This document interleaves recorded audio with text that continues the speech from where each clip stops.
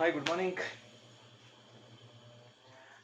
So next ಈಗ ಹೇಳ್ಕೊಡ್ತಾ ಇದೆಯಲ್ಲ ಇದೆಲ್ಲ ಏನು ಅಂದರೆ ಇವತ್ತು ಹೇಳ್ಕೊಡೋದ್ರಿಂದ ಏನಂದರೆ ಒಳ್ಳೆ ಪ್ರಾಬ್ಲಮ್ಮೇ, ತುಂಬ ಇಂಪಾರ್ಟೆಂಟು.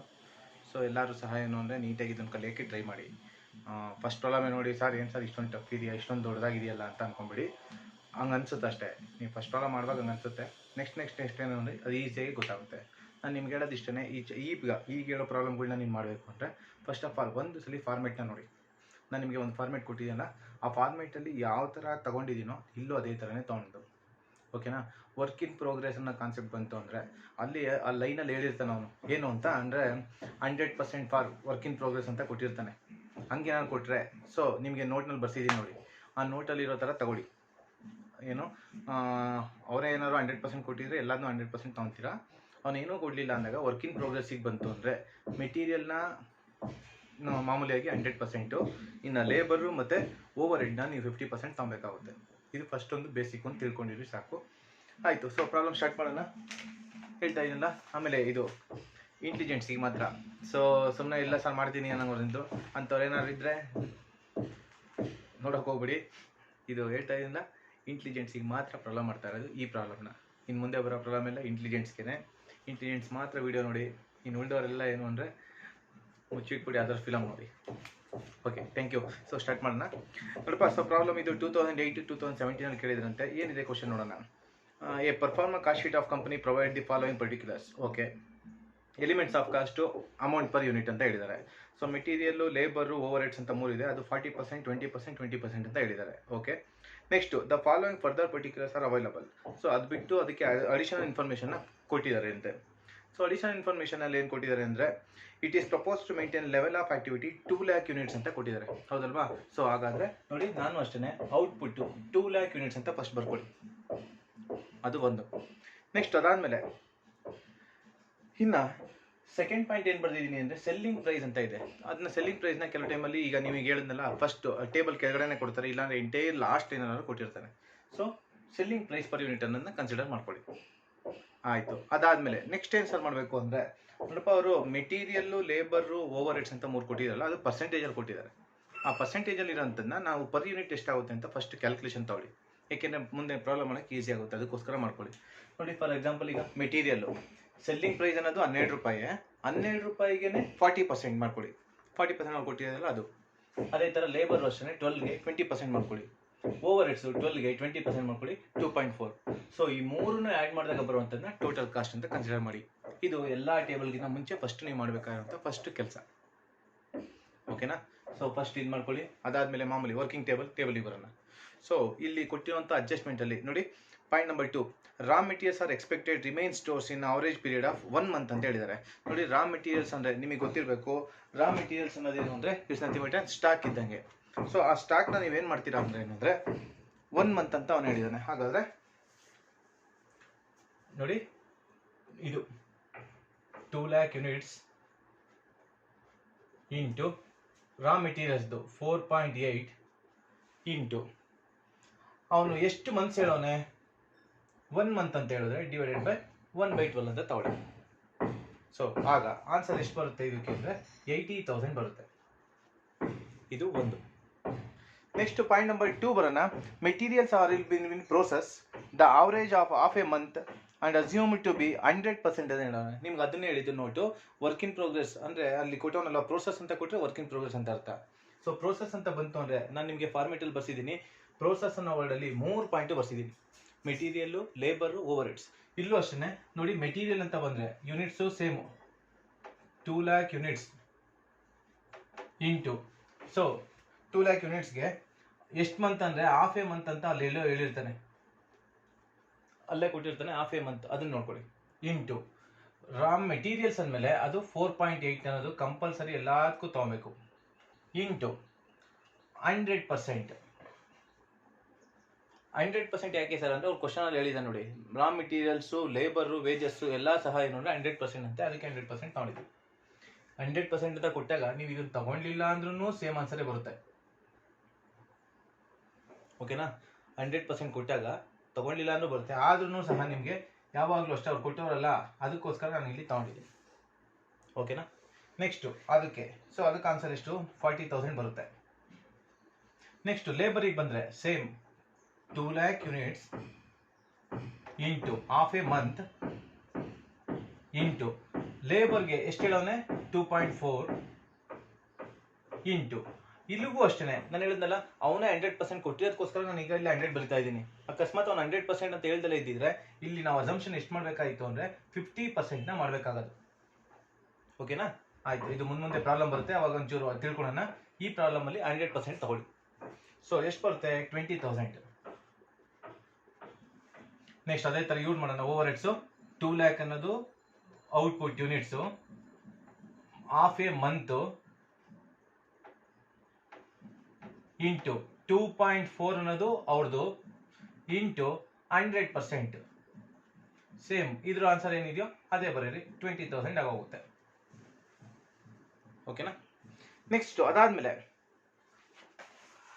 ನೆಕ್ಸ್ಟ್ ಡಿ ಪಾಯಿಂಟ್ ಅಲ್ಲಿ ಸೆಲ್ಲಿಂಗ್ ಪ್ರೈಸ್ ಕೊಟ್ಟರು, ಅದೇ ನಾಡಿನೆಲ್ಲ ಸೆಲ್ಲಿಂಗ್ ಪ್ರೈಸ್ ಫಸ್ಟೇ ಬರ್ಕೊಂಬಿಡಿ. ನೆಕ್ಸ್ಟ್ ಈ ಪಾಯಿಂಟ್ ಬಂದ್ರೆ finished goods R required in stock ಅಂತ ಹೇಳಿದರೆ, ಸ್ವಲ್ಪ ಫಿನಿಶ್ಡ್ ಗೂಡ್ಸ್ ಅಂದ್ರೂ ಅಷ್ಟೇ it's nothing but it's A current assets. ಅದಕ್ಕೆ ನಾವೇನ್ ಮಾಡ್ತೀವಿ, same unit 2 lakh units into ಅವ್ರು ಎಷ್ಟೋ ಮಂತ್ಸ್ ಕೊಟ್ಟಿರ್ತಾರಲ್ವಾ, ಎಷ್ಟು ಮಂತ್ಸ್ ಕೊಟ್ಟಿದ್ದಾರೆ ಫಿನಿಶ್ಡ್ ಗೂಡ್ಸ್ಗೆ?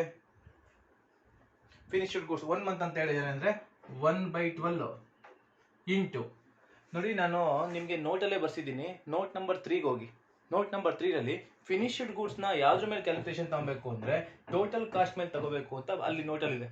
ಆ ನೋಟ್ನ ನೋಡಿದ್ರೆ ನಿಮಗೆ ಐಡಿಯಾ ಬರುತ್ತೆ. ನೋಡಿ ಯಾವ್ದಾವ್ದನ್ನ ಟೋಟಲ್ ಕಾಸ್ಟ್ ಮೇಲೆ ತಗೋಬೇಕು ಅಂತ ಅಲ್ಲಿ ಬರ್ಸಿದ್ದೀನಿ. ಆಯ್ತು. ಸೊ 9.6 ಹಾಗಾದ್ರೆ ಎಷ್ಟು ಬರುತ್ತೆ? 2 lakh ಅನ್ನೋದು ಔಟ್ಪುಟ್, 1/12 ಅನ್ನೋದು ಮಂತ್ಸು, 9.6 ಅನ್ನೋದು ಟೋಟಲ್ ಕಾಸ್ಟ್ ಮೇಲೆ ತಗೊಳ್ಳೋವಂಥದ್ದು. ಏಕೆಂದ್ರೆ ಫಿನಿಶ್ಡ್ ಅಂದಮೇಲೆ ಈ ಮೂರು ಸೇರಿದ್ರೆ ತಾನೇ ಫಿನಿಶ್ ಅಂತ ಹೇಳೋದು, ಅದಕ್ಕೆ ಟೋಟಲ್ ಕಾಸ್ಟ್ ಮೇಲೆ ತಗೊಬೇಕು. ಹಾಗಾದ್ರೆ ಎಷ್ಟು ಬರುತ್ತೆ? 1,60,000 ಬರುತ್ತೆ. ಓಕೆನಾ? ನೆಕ್ಸ್ಟ್ ಅದಾದ್ಮೇಲೆ ಕಸ್ಟಮರ್ಸ್, ಅದ್ರ ಬಗ್ಗೆ ಇನ್ಫಾರ್ಮೇಶನ್ ಏನು ಹೇಳಿದ್ದಾರೆ ನೋಡೋಣ. ನೋಡಿ, credit allowed to debtors is 2 months ಅಂತ ಹೇಳಿದ್ದಾರೆ. ನಿಮಗೆ ಕೆಲವು ಟೈಮಲ್ಲಿ ಕ್ರೆಡಿಟ್ ಅಲೌಡ್ ಟು ಕಸ್ಟಮರ್ ಅಂತ ಕೊಡ್ತಾರೆ, ಕೆಲವು ಟೈಮಲ್ಲಿ ಡೆಟಾಸ್ ಅಂತ ಕೊಡ್ತಾರೆ. ಡೆಟಾಸ್ ಕೊಟ್ಟಾಗ ಈಸಿಯಾಗಿ ಗೊತ್ತಾಗುತ್ತೆ, ಆದರೆ ಕಸ್ಟಮರ್ ಕೊಟ್ಟಾಗ ಎಷ್ಟೋ ಜನ ಕನ್ಫ್ಯೂಸ್ ಮಾಡ್ಕೊತೀರಾ. ಸರಿನಾ? ಡೆಟಾಸ್ ಕೊಟ್ಟರು ಅಷ್ಟೇ, ಕಸ್ಟಮರ್ ಅಂತ ಕೊಟ್ಟರು ಇಷ್ಟೇ ಅರ್ಥ, ಎರಡೂ ಒಂದೇ ಮೀನಿಂಗು. ಇಷ್ಟು ಒಂದೇ ಡೆಟಾಸ್ ಅಂತಾನೆ ಅರ್ಥ. ಹಾಗಾದ್ರೆ ಇದಕ್ಕೂ ಅಷ್ಟೇ ಸೇಮ್ 2 lakh ಅನ್ನೋದು ಯೂನಿಟ್ಸು ಇಂಟು ಅವ್ನಿಗೆ ಎಷ್ಟು ತಿಂಗಳವ್ರೆ?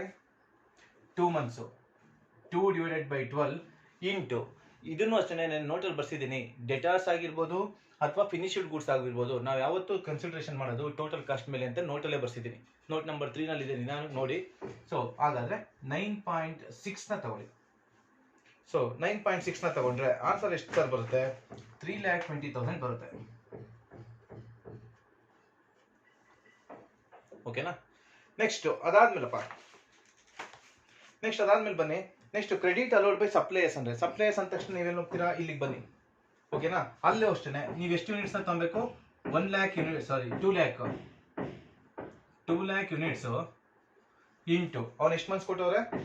1 month ಕೊಟ್ಟವ್ರೆ, 1/12 ಇಂಟು ಇದು ಲಾಜಿಕ್ನ ನೀವು ಕಲಿಬೇಕಾಗಿರೋದು. ಏನು ಗೊತ್ತಾ? ಸಪ್ಲೈಯರ್ಸ್ ಅಂದಮೇಲೆ ಅವ್ರು ಏನು ಸಪ್ಲೈ ಮಾಡ್ತಾರೆ ಅಂದರೆ ಮೆಟೀರಿಯಲ್ ಅಂದಮೇಲೆ ನಾವು ಎಲ್ಲಿಗೆ ಹೋಗ್ಬೇಕು? ರಾ ಮೆಟೀರಿಯಲ್ ಇಂದು ಏನಿದೆಯೋ ಕ್ಯಾಲ್ಕುಲೇಷನ್ ಅಲ್ಲಿ ಅದನ್ನ ತಗೋಬೇಕು. 4.8ನ ಕನ್ಸಿಡರ್ ಮಾಡಿ. ಇದೊಂದನ್ನ ಎಷ್ಟೋ ಎಲ್ಲ ಜನ ತಪ್ಪು ಬರೀತಾರೆ, ಯಾಕೆಂದ್ರೆ ಇಲ್ಲೆಲ್ಲ ಟೋಟಲ್ ಕಾಸ್ಟ್ ಮೇಲೆ ಬರ್ತೀವಲ್ಲ, ಇದು ಟೋಟಲ್ ಕಾಸ್ಟ್ ಮೇಲೆ ಬರಿತೀವಿ. ಆದರೆ ತಪ್ಪು ಅದು. ಸಪ್ಲೈಯರ್ಸ್ನ ಯಾವತ್ತೂ ಅಷ್ಟೇ ಮೆಟೀರಿಯಲ್ ತಾನೇ ಸಪ್ಲೈ ಮಾಡೋದು. ಹಾಗಾದ್ರೆ ನಾವು ಮೆಟೀರಿಯಲ್ ಏನಿದೆಯೋ ಯೂನಿಟ್ ಅದನ್ನ ಕನ್ಸಿಡರೇಷನ್ಗೆ ತಗೋಬೇಕು. ಓಕೆಪಾ? ಸೊ ಅದನ್ನ ಮಲ್ಟಿಪ್ಲೈ ಮಾಡಿದಾಗ ಆನ್ಸರ್ ಎಷ್ಟು ಬರುತ್ತೆ ಅಂದ್ರೆ ಫೈನಲ್ ಆಗಿ 80,000 ಬರುತ್ತೆ. ಓಕೆನಾ? ನೆಕ್ಸ್ಟ್ ಪಾಯಿಂಟ್ ಏನು ಕೊಟ್ಟವ್ರೆ? You are required to prepare statement of working capital and forecast the profit and loss account and balance sheet. So ಈ ಪ್ರಾಬ್ಲಮ್ ಅಲ್ಲಿ ವರ್ಕಿಂಗ್ ಕ್ಯಾಪಿಟಲ್ ಜೊತೆಗೆ ಪ್ರಾಫಿಟ್ ಅಂಡ್ ಲಾಸ್ ಮತ್ತೆ ಬ್ಯಾಲೆನ್ಸ್ ಶೀಟ್ನು ಮಾಡಿ ಅಂತ ಹೇಳಿದರೆ, ಹಾಗಾದ್ರೆ ಫಸ್ಟ್ ನಾವು ವರ್ಕಿಂಗ್ ಕ್ಯಾಪಿಟಲ್ಗೆ ಫಸ್ಟ್ ಪರ್ಫೆಕ್ಟ್ ಆಗಿ, ಏಕೆ ನೆಕ್ಸ್ಟ್ ಪ್ರಾಫಿಟ್ ಅಂಡ್ ಲಾಸ್ ಮತ್ತೆ ಬ್ಯಾಲೆನ್ಸ್ ಶೀಟ್ ಹೇಳ್ಕೊಡ್ತೀನಿ. ಈಗ ನೀವು ಯಾಕೆಂದ್ರೆ ಇಲ್ಲಿ ಇದೇ ಥರದ್ದು ನೋಡ್ರಪ್ಪ, ಇನ್ನೊಂದು 2-3 ಐಟಮು ಲಯಬಿಲಿಟಿ ಕಡೆ ನಿಮ್ಗೆ ಆಲ್ಮೋಸ್ಟ್ ಏನು ಗೊತ್ತಾ, ಜಾಸ್ತಿ ಕೇಳೋದು 100ಕ್ಕೆ 90% ಕೇಳೋದು ಅಷ್ಟೇ, 95% ಕೇಳೋದು ಜಸ್ಟ್ ವರ್ಕಿಂಗ್ ಕ್ಯಾಪಿಟಲ್ ಮಾತ್ರ ಮಾಡಿ ಅಂತ. ಆದರೂ ಇವೊಂದೆರಡು ಏನು ಅಂದರೆ ನಿಮ್ಗೊಂದು ಎಕ್ಸ್ಟ್ರಾ ನಾಲೆಡ್ಜ್ ಇರಲಿ ಅಂತ ಇವೆರಡು ಹಾಕಿದೀವಿ ಅಷ್ಟೇ. ನಿಮ್ಗೆಲ್ಲೂ ಸಹ P&L ಬ್ಯಾಲೆನ್ಸ್ ಶೀಟ್ ಮಾಡಿ ಅಂತ ಕೇಳಲ್ಲ. ಆದರೂ ಪರವಾಗಿಲ್ಲ, ತಿಳ್ಕೊಂಡಿದೆ. ಯಾಕೆ ತಿಳ್ಕೊಳ್ಳೋದ್ರಲ್ಲಿ ತಪ್ಪೇನಿಲ್ಲ. ಫಸ್ಟ್ ಪ್ರಾಬ್ಲಮಲ್ಲಿ ಅಷ್ಟೇ ಇರೋದು, ಇನ್ನು ಮುಂದಿನ ಪ್ರಾಬ್ಲಮ್ಗಳೆಲ್ಲ ಜಸ್ಟ್ ವರ್ಕಿಂಗ್ ಕ್ಯಾಪಿಟಲ್ ಮಾಡಿ ಅಂತಲೇ ಇರೋದು. ಅದಕ್ಕೋಸ್ಕರ ಆಯ್ತಪ್ಪ. ಸೊ ಹಾಗಾದ್ರೆ ಇಷ್ಟನ್ನ ಆ್ಯಡ್ ಮಾಡೋಣ. ಅಷ್ಟು ಆ್ಯಡ್ ಮಾಡಿದ್ರೆ ನೋಡಿ ಇನ್ನೊಂದ್ಸಲ ಹೇಳ್ಬಿಡ್ತೀನಿ. ಸ್ವಲ್ಪ ಫಸ್ಟು ಯೂನಿಟ್ ಔಟ್ಪುಟ್ ತಗೊಳ್ಳಿ. ಸೆಲ್ಲಿಂಗ್ ಪ್ರೈಸ್ ಅನ್ನೋದು ಕೆಲವು ಟೈಮಲ್ಲಿ ಬಾಕ್ಸ್ ಕೆಳಗಡೆ ಇರುತ್ತೆ, ಇಲ್ಲಾಂದ್ರೆ ಎಂಟೈರ್ ಲಾಸ್ಟ್ ಲೈನಲ್ಲಿ ಇರುತ್ತೆ, ಅದನ್ನ ತಗೊಳ್ಳಿ. ಇನ್ನು ಮೆಟೀರಿಯಲ್ ಲೇಬರ್ ಓವರ್ ಹೆಡ್ಸ್ ಅಂತ ಪರ್ಸೆಂಟೇಜಲ್ಲಿ ಕೊಟ್ಟಿದ್ದಾರೆ, ಎಷ್ಟು ಯೂನಿಟ್ ಅಂತ ಎಕ್ಸಾಕ್ಟಾಗಿ ಗೊತ್ತಿಲ್ಲ. ಅದಕ್ಕೆ ನಾವೇನು ಮಾಡಬೇಕು, ಸೆಲ್ಲಿಂಗ್ ಯೂನಿಟ್ ಮೇಲೆ ಅವೆರಡನ್ನೂ ಸಹ ಮೂರನ್ನು ಸಹ ಅಪ್ಲೈ ಮಾಡ್ಕೊಳ್ಳಿ. ಆವಾಗ ಟೋಟಲ್ ಏನು ಬರುತ್ತೆ ಅದು ಟೋಟಲ್ ಕಾಸ್ಟ್. ಇದು ಫಸ್ಟು ಸ್ಟೆಪ್ ನಂಬರ್ 1. ಇನ್ನು ವರ್ಕಿಂಗ್ ಕ್ಯಾಪಿಟಲ್ ಸ್ಟೇಟ್ಮೆಂಟಿಗೆ ಬಂತು ಅಂದರೆ ರಾ ಮೆಟೀರಿಯಲ್ಸ್ ಅನ್ನೋದು ಕರೆಂಟ್ ಅಸೆಟ್ಸ್ ಅನ್ನೋದು ನಿಮಗೆ ಗೊತ್ತಿರಬೇಕು. 2 lakh ಯೂನಿಟ್ಸು, 4.8 ಅನ್ನೋದು ಮೆಟೀರಿಯಲ್ ಇಂದು, 1/12 ಅನ್ನೋದು ಆ ಲೈನಲ್ಲೇ ಹೇಳಿರ್ತಾರೆ. ಇನ್ನು ಸ್ಟಾಕ್ ಇನ್ ಪ್ರೋಸೆಸ್ ಅಂತ ಕೊಟ್ಟು ಅಂದ್ರೆ ನೀವು ಈ ಮೂರನ್ನು ಬರೀಲೇಬೇಕು. ಯಾವುದು, ಮೆಟೀರಿಯಲ್, ಲೇಬರ್, ಇದು. ಸೊ ಅದಕ್ಕೂ ಅಷ್ಟೇ ಹಾಫ್ ಎ ಮಂತ್ ಅಂತ ಹೇಳಿದ್ದಾನೆ, HLF ಹಾಫ್ ಎ ಮಂತ್ ಅಂತ ಹೇಳಿದ್ದಾನೆ. ಹಾಫ್ ಎ ಮಂತ್ ಅಂದ್ರೆ ಏನು ಅಂದರೆ 0.5/12 ಅಂತ ಹಾಕೊಂತೀರಾ. ಇನ್ನು ಸರ್ ಈ 100% ಯಾಕೆ ಹಾಕೊಂಡ್ರೆ ಅಂದ್ರೆ ಅವರೇ 100% ಅಂತ ಹೇಳಿದ್ದಾರೆ. Next stock of finished goods ಅಂದ್ರೆ ಫಿನಿಶ್ಡ್ ಗೂಡ್ಸ್ ಅಲ್ಲಿ ನಿಮಗೆ ಹೇಳಿದೀನಿ, ನೋಟ್ ನಂಬರ್ 3 ಹೋದ್ರೆ ಅಲ್ಲೇ ಗೊತ್ತಾಗುತ್ತೆ. ಸೊ ಫಿನಿಶ್ಡ್ ಗೂಡ್ಸ್ ಇನ್ನೆಲ್ಲ ನಾವು ಕ್ಯಾಲ್ಕುಲೇಷನ್ ಮಾಡೋದು ಅದ್ರ ಮೇಲೆ ಟೋಟಲ್ ಕಾಸ್ಟ್ ಮೇಲೆ. ಹಾಗಾದ್ರೆ 2 lakh ಅನ್ನೋದು ಇಂಟು 1/12 ಅನ್ನೋದು ಅವ್ರು ಕೊಟ್ಟಿರುವಂತ ಮಂತ್ಸ್ ಆ ಲೈನಲ್ಲೇ ಹೇಳಿರ್ತಾರೆ ಫಿನಿಶ್ಡ್ ಗೂಡ್ಸ್ ಇಂದು, ಇಂಟು 9.6 ಯಾವುದು ಅಂದ್ರೆ ಟೋಟಲ್ ಕಾಸ್ಟ್. ಇನ್ನ ಅದಾದ್ಮೇಲೆ ಡೆಟಾರ್ಸ್ ನ ಕೆಲವು ಟೈಮಲ್ಲಿ ಡೆಟಾರ್ಸ್ ಅಂತ ಹೇಳಲ್ಲ, ಕಸ್ಟಮರ್ಸ್ ಅಂತ ಹೇಳ್ತಾರೆ. ಕಸ್ಟಮರ್ಸ್ ಅಂದ್ರೂ ಒಂದೇ, ಡೆಟಾರ್ಸ್ ಅಂದ್ರೂ ಒಂದೇ. ಸೊ ಡೆಟಾರ್ಸ್ ಅನ್ನೋದು ಏನು ಅಂದ್ರೆ it's A part of current assets. So we are considering current assets branches. Current assets ಅಲ್ಲೇ ಬರೆಯೋಣ. 2 lakh ಇಂಟು 2/12 ಅನ್ನೋದು ಅಲ್ಲಿ ಆ ಲೈನಲ್ಲೇ ಕೊಟ್ಟಿದ್ದಾರೆ 2 months ಅಂತ, ಇಂಟು 9.6 ನ ಯಾಕೆ ತಗೊಂಡ್ವಿ ಅಂದ್ರೆ ನೋಡ್ರಿ ಡೆಟಾರ್ಸ್ನು ಕನ್ಸಿಡರ್ ಮಾಡೋದು ಟೋಟಲ್ ಕಾಸ್ಟ್ ಮೇಲೆ. ಅದಕ್ಕೋಸ್ಕರ ಟೋಟಲ್ ಕಾಸ್ಟ್ ಮೇಲೆ ತಗೊಂಡ್ರೆ 3,20,000 ಬರುತ್ತೆ. ಹಾಗಾದ್ರೆ ಓವರ್ ಆಲ್ ಆಗಿ ಅಸೆಟ್ಸ್ ನ ಆಡ್ ಮಾಡಿ, ಲಯಬಿಲಿಟೀಸ್ ನ ಲೆಸ್ ಮಾಡಿ, ಅಕಸ್ಮಾತ್ ಕಾಂಟಿಂಜೆನ್ಸಿ ಇದ್ರೆ ಅದನ್ನ ಮಾಮೂಲಿಯಾಗಿ ನಿಮ್ ಕಾಂಟಿಂಜೆನ್ಸಿ ಇದ್ರೆ 10% ಅಂತ ಕೊಟ್ಟರೆ ಮಾಡ್ತಿರಲ್ಲ ಆಡ್, ಆ ಥರ ಮಾಡಿ. ಈ ಪ್ರಾಬ್ಲಮ್ ಅಲ್ಲಿ ಕಾಂಟಿಂಜೆನ್ಸಿ ಇಲ್ಲ. ಹಾಗಾದ್ರೆ ಎಷ್ಟು ಬರುತ್ತೆ ಅಂದ್ರೆ ನೋಡಿ, ಇಷ್ಟನ್ನು ಆಡ್ ಮಾಡಿದ್ರೆ 6,40,000 ಬರುತ್ತಂತೆ. ಅದರಲ್ಲಿ 80,000 ನ ಲೆಸ್ ಮಾಡಿದ್ರೆ 5,60,000 ಬರುತ್ತೆ. ಇದು ಫಸ್ಟ್ ನೀವು ಕಲಿಬೇಕಾದ್ರೆ ಏನು ಅಂದ್ರೆ working capital, requirement of working capital ನಾವು ಮಾಡಿದೀವಿ. ಈಗ ಸರ್ ಈ ಪ್ರಾಫಿಟ್ ಅಂಡ್ ಲಾಸ್ ಅಕೌಂಟ್ ಮಾಡೋದು ಅದು ಏನಿಲ್ಲ, ತುಂಬಾ ಸಿಂಪಲ್. ಪ್ರಾಫಿಟ್ ಅಂಡ್ ಲಾಸ್ ಅಂದ್ರೆ ದೊಡ್ಡ ವಿಷಯ ಏನಿಲ್ಲ, ಸರಿನಾ? ನೋಡಪ್ಪ, ಫಸ್ಟ್ ನಿಮಗೆ ಗೊತ್ತು ಪ್ರಾಫಿಟ್ ಅಂಡ್ ಲಾಸ್ ಅಂದ್ರೆ ಫೈನಾನ್ಷಿಯಲ್ ಮ್ಯಾನೇಜ್ಮೆಂಟ್ ಅಲ್ಲಿ ಹೇಳ್ಕೊಟ್ಟಿದ್ದೀನಿ, ನೆನಪಿದೆಯಾ? ಸೇಲ್ಸ್, ವೇರಿಯಬಲ್ ಕಾಸ್ಟ್ ಕಳಿಬೇಕು, ಫಿಕ್ಸ್ಡ್ ಕಾಸ್ಟ್ ಇದ್ರೆ ಫಿಕ್ಸ್ಡ್ ಕಾಸ್ಟ್ ಕಳಿದ್ರಿ, ನೆಕ್ಸ್ಟ್ ಇಂಟ್ರೆಸ್ಟ್ ಇದ್ರೆ ಕಳೀರಿ, ಟ್ಯಾಕ್ಸ್ ಇದ್ರೆ ಕಳೀರಿ. ಇನ್ ಫೈನಲ್ ಆಗಿ ಬರುವಂತದ್ದು ಏನು ಅಂದ್ರೆ ನೆಟ್ ಪ್ರಾಫಿಟ್ ಅಂತ ಹೇಳ್ತಾರೆ. ಅಂದ್ರೆ EBA, ಅರ್ನಿಂಗ್ ಆಫ್ಟರ್ ಅಂದ್ರೆ EATSH. ಅದೇ ಕಾನ್ಸೆಪ್ಟ್ ಎಲ್ಲ ಇಲ್ಲೂ ಐತೆ ನೋಡಿ. ಸೇಲ್ಸಿಗೆ ಬಂತು ಅಂದ್ರೆ ಸೇಲ್ಸ್ ಏನು, 2 lakh ಯೂನಿಟ್ಸ್ ಇಲ್ಲಿ ಇದೆಯಲ್ಲ, 2 lakh ಸೇಲ್ಸ್, ಅದು 2 lakh. ಅವನೇ ಹೇಳೋನೆ 12 ರೂಪಾಯಿ ಪರ್ ಯೂನಿಟ್ ಅಂದ್ರೆ ಇಂಟು 12 ಮಾಡ್ಕೊಳ್ಳಿ. ಸೊ 2 lakh ಅನ್ನೋದು ಯೂನಿಟ್, 12 ಎಷ್ಟು, 2 ಲಕ್ಷ ಪೆನ್ನ ಪ್ರೊಡ್ಯೂಸ್ ಮಾಡೋರಂತೆ. ಒಂದು ಪೆನ್ನಿನ ಬೆಲೆ 12 ರೂಪಾಯಿ ಅಂತೆ. ಹಾಗಾದ್ರೆ ಅವನು ಮಾರ್ಕೆಟ್ ಅಲ್ಲಿ ಸೇಲ್ ಮಾಡಿದಾಗ ದುಡ್ಡು ಎಷ್ಟು ಬಂತು ಸರ್ ಅಂದ್ರೆ 24 lakh ಅನ್ನೋದು ಅವನಿಗೆ ಬಂದಿರುವಂತ ದುಡ್ಡು. ಇದು 1 ಪಾಯಿಂಟ್. ಇನ್ನ ಈ variable material, labour, over heads ಅಂತ ಇಲ್ಲ, ಇದನ್ನೆಲ್ಲ ನಾವೇನಂತ ಕರಿತೀವಿ ಅಂದ್ರೆ ಓವರ್ ಹೆಡ್ಸ್ ಅಂತಾನೆ ಕರೆಯೋದು. ಸಾರಿ, ಇಟ್ಸ್ ವೇರಿಯಬಲ್ ಕಾಸ್ಟ್ ಅಂತಾನೆ ಕರೆಯೋದು. ಹಾಗಾದ್ರೆ ಅದಕ್ಕೆ ಹೆಂಗ್ ಸರ್ ಮಾಡ್ತೀರಾ ಅಂದ್ರೆ ಸೇಮ್ ಯೂನಿಟ್ 2 lakh ಇಂಟು ಅವ್ರದ್ದು ಎಷ್ಟೈತೆ 4.8 ಅಲ್ವಾ, ಅದು 2 lakh into 2.4, 2 lakh into 2.4. So ಎಷ್ಟು ಬರ್ತದೆ ಸರ್ ಅಂದ್ರೆ ನೋಡಿ, ಆ ಮೂರನ್ನು ಮೈನಸ್ ಅಲ್ವಾ, ಮೈನಸ್ 9,60,000 ಮೈನಸ್ 4,80,000 ಮೈನಸ್ 4,80,000. ಓಕೆನಾ? ನೆಕ್ಸ್ಟ್ ಇಂಟ್ರೆಸ್ಟ್ ಆನ್ ಡಿಬೆಂಚರ್ ಎಲ್ಲಿದೆ ಸರ್ ಅಂದ್ರೆ ಕೊನೆಯ ಲೈನಲ್ಲಿ 8% ಇಂಟ್ರೆಸ್ಟ್ ಅಂತ ಕೊಟ್ಬಿಟ್ಟಿದ್ದಾರೆ ನೋಡಿ ಡಿಬೆಂಚರ್. ಹಾಗಾದ್ರೆ 8% ಡಿಬೆಂಚರ್ ಇಂದು ಅಮೌಂಟ್ ಎಷ್ಟು, 2 lakh ಅಂತ ಹೇಳಿದ್ದಾರೆ. 2 lakh ಇಂಟು 8% ನ ಮಾಡಿ. ಸೊ 8 to 16 ಅಂದ್ರೆ 16,000 ಮೈನಸ್ 16,000 ಆಗುತ್ತೆ. ಹಾಗಾದ್ರೆ ಸೊ 24 lakh ಅಲ್ಲಿ ಈ 4ನ್ನ ಕಳೆದ್ರೆ, ಯಾಕೆಂದ್ರೆ ಈ ಪ್ರಾಬ್ಲಮ್ ಅಲ್ಲಿ ಎಲ್ಲೂ ಸಹ ನಿಮಗೆ ಟ್ಯಾಕ್ಸ್ ಕೊಟ್ಟಿಲ್ಲ, ಟ್ಯಾಕ್ಸ್ ಇದೆಯೋ ಅದನ್ನೂ ಮೈನಸ್ ಮಾಡ್ತಿದೆ, ಟ್ಯಾಕ್ಸ್ ಅಂತ ಹೇಳಿ ಲೆಸ್ ಮಾಡಿ.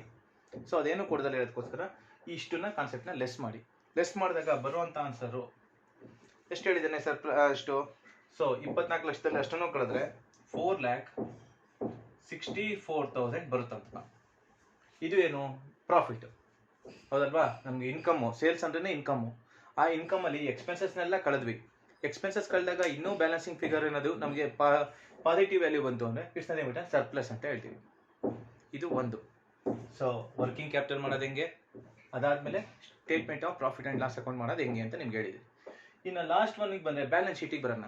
ಬ್ಯಾಲೆನ್ಸ್ ಶೀಟಿಗೆ ಬಂದರೆ ಸರ್ ಇದ್ರ ಇನ್ಫಾರ್ಮೇಷನ್ ಎಲ್ಲಿದೆ ಅಂದರೆ ಲಾಸ್ಟ್ 3 ಲೈನ್ ಕೊಟ್ಟಿದ್ದಾರೆ ನೋಡಿ, 3 ಪಾಯಿಂಟು. ಸೊ ಪಾಯಿಂಟ್ ನಂಬರ್ 1ಗೆ ಬರೋಣ. ಏನು ಶೇರ್ ಕ್ಯಾಪಿಟಲ್ ಅಂತ ಇದೆಯಲ್ವಾ, ಶೇರ್ ಕ್ಯಾಪಿಟಲ್ ಅಂದರೆ ಯಾವತ್ತೂ ಅಷ್ಟೇ ಇಟ್ಸ್ ನಥಿಂಗ್ ಬಟ್ ಏನು liability 15 lakh. Next reserves and surplus ಅನ್ನೋದು ಎಲ್ಲೈತೆ ಅಂದರೆ ಇಲ್ಲಿ ಇದೆಯಲ್ಲ, ರಿಸರ್ವ್ಸ್ ಅಂಡ್ ಸರ್ಪ್ಲಸ್ ಅಂದರೆ 4,64,000. 2 8% ಡಿಬೆಂಚರ್ಸ್ ಅಂದರೆ ಆ ಕ್ವಶನ್ ಕೆಳಗಡೆ ಇರುತ್ತೆ ನೋಡಿ, ಡಿಬೆಂಚರ್ಸ್ ಅನ್ನೋದು ಲಯಬಿಲಿಟಿ ತಾನೆ, ಅದಕ್ಕೆ ಅದನ್ನ 2 lakh ಹಾಕಿದ್ದೀನಿ. ಇನ್ನ ಕ್ರೆಡಿಟರ್ಸ್ ಅಂದ್ರೆ ಎಲ್ಲಿರುತ್ತೆ ಸರ್ ಅಂದ್ರೆ ನೋಡಿ ಇಲ್ಲಿ ಇದೆಯಲ್ಲ, ಕ್ರೆಡಿಟರ್ಸ್ ಎಷ್ಟು 80,000 ಅದು. ಸೊ ಇಷ್ಟೇ ಇರೋದು. ಲಯಬಿಲಿಟಿ ಅಂದ್ರೆ ಇಲ್ಲಿರೋದ್ರಲ್ಲಿ ನೀವು ನೋಡೋದ್ರಲ್ಲಿ, ಯಾಕೆಂದ್ರೆ ಇಲ್ಲಿರೋದೇ ಕರೆಂಟ್ ಲಯಬಿಲಿಟಿ ಇದೊಂದು ಸಿಕ್ತು. ಇನ್ನ ಇವೆಲ್ಲ ಶೇರ್ ಕ್ಯಾಪಿಟಲ್ ಕ್ವಶನ್ ಅಲ್ಲಿ ಇದೆ. ರಿಸರ್ವ್ಸ್ ಆರ್ ಸರ್ಪ್ಲಸ್ ಅಂದ್ರೆ ಏನು ಅಂದ್ರೆ ಇಲ್ಲಿ ಸಿಕ್ಕಿರುವಂತ ಆನ್ಸರ್ 8% ಡಿಬೆಂಚರ್ಸ್ ಕ್ವಶನ್ ಅಲ್ಲಿ ಇದೆ. ಅಂದ್ರೆ ನಮ್ಮ ಹತ್ರ ಲಯಬಿಲಿಟಿ ಇರೋದು 4 ಬಿಟ್ರೆ ಇನ್ಯಾವುದೂ ಇಲ್ಲ. ಅದಕ್ಕೋಸ್ಕರ ಆ 4 ತಗೊಳ್ಳಿ ಸಾಕು. ಎಷ್ಟು ಬರುತ್ತೆ ಆನ್ಸರ್ ಅಂದ್ರೆ 22,44,000. ಇದು ಒಂದು. ಇನ್ನ ಅಸೆಟ್ಸಿಗೆ ಬಂತು ಅಂದ್ರೆ ಅಸೆಟ್ಸ್ ಅಲ್ಲಿ ನಿಮಗೆ ಜನರಲ್ ಆಗಿ ಗೊತ್ತಿರೋಂಥ ನೋಡಿ, ಈ ಟೇಬಲ್ಗೆ ಬಂದ್ರೆ ಕರೆಂಟ್ ಅಸೆಟ್ಸ್ ಅಂದಮೇಲೆ ಅದು ಅಸೆಟ್ಸ್ ತಾನೆ. ಸೊ ಈ ಅಸೆಟ್ಸ್ ಯಾವ್ದಾದ್ರು ಇದೆ 1 2 3 4 5 6 ಹೌದಲ್ವಾ. ಈ 6 ಫಸ್ಟ್ ಬರ್ಕೊಂಬಿಡಿ. So first one fixed assets sir ಎಲ್ಲಿದೆ ಸರ್ ಅಂದ್ರೆ ಕ್ವಶನ್ ಅಲ್ಲಿ ಕೆಳಗಡೆ ಹೇಳಿದ್ದಾನೆ. ಫಿಕ್ಸ್ಡ್ ಅಸೆಟ್ಸ್ ಅಮೌಂಟ್ ಎಷ್ಟು ಅಂದ್ರೆ 13 lakh ಅಂತೆ.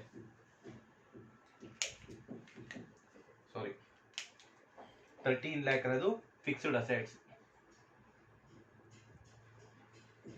ಒಂದು ಸ್ಟಾಕ್ ಆಫ್ ರಾ ಮೆಟೀರಿಯಲ್ಸ್ ಅಂದ್ರೆ ಇದು 80,000. ನೆಕ್ಸ್ಟ್ ವರ್ಕ್ ಇನ್ ಪ್ರೋಗ್ರೆಸ್ ಅಂದ್ರೂ ಅಷ್ಟೇ. Stock of work in progress ಅನ್ನೋದು ಕರೆಂಟ್ ಅಸೆಟ್ಸ್ ಆಗಿರೋದ್ರಿಂದ ಆ 3 ಆ್ಯಡ್ ಮಾಡಿ.